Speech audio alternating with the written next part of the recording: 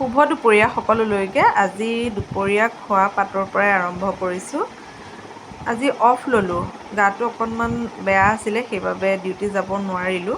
আজি ক'লা মাহৰ দালি বনালোঁ আৰু কেনেকৈনো বনালোঁ আপোনালোকক অকণমান দেখুৱাওঁচোন।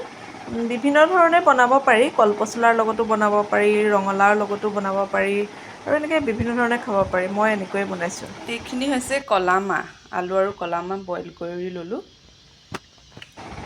চিম্পুলকৈ বনাইছোঁ, তেলত মেথি গুটি আৰু পিঁয়াজ দি বইল কৰি থোৱা দালিখিনি দি দিছোঁ আৰু ইয়াতে অকণমান পানী মিহলি কৰি দিছোঁ। চাওকচোন ইমান ধুনীয়া হৈছে দালিখিনি।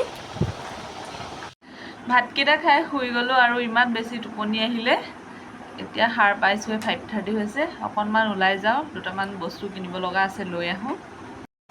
মই আহিছিলোঁ শাক পাচলি বজাৰ কৰিবলৈ আৰু ভণ্টিয়ে পাই মোক জোৰ জবজকৈ লৈ আহিলে মেলা চাবলৈ আৰু ময়ো ভাবিলোঁ চাই যাওঁ আৰু আহিলোঁ যেতিয়া।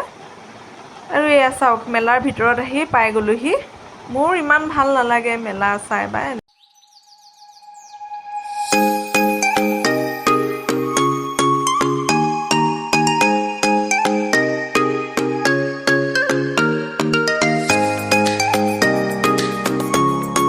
আহি পাই গ'লোহি কেঁচা চানাৰ দোকান আৰু এই কেঁচা চানাখিনি খাবলৈ অকণমান বেলেগ হয়। মই যোৱাবাৰ শিৱৰাত্ৰিত খাইছিলোঁ শিৱসাগৰত, সেই দোকানবোৰ আহিছিল বৰপেটাৰ পৰা। বৰ ভাল লাগে এই চানাখিনি। ওলাই আহিলোঁ যেতিয়া কিবা এটা খায়ে যাওঁ, ৰুমত গৈ নাখালেও হৈ যাব। এটা ভেজ ৰোল অৰ্ডাৰ দিছিলোঁ, আহি গ'ল, খাই লওঁ এতিয়া।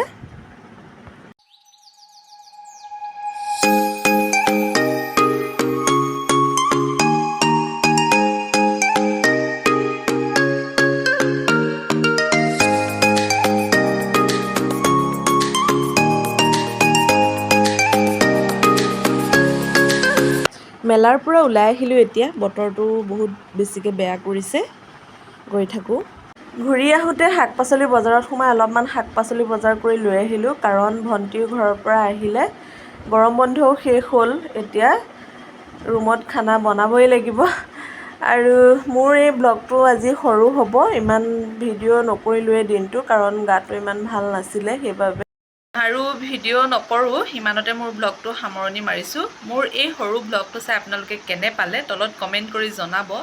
লাইক কৰিব, শ্বেয়াৰ কৰিব, ছাবস্ক্ৰাইব কৰিবলৈ কিন্তু একেবাৰে নাপাহৰিব। নতুন এটা ব্লগৰ সৈতে আকৌ আহি আছোঁ আপোনালোকৰ মাজত, চাই থাকিব। শুভৰাত্ৰি।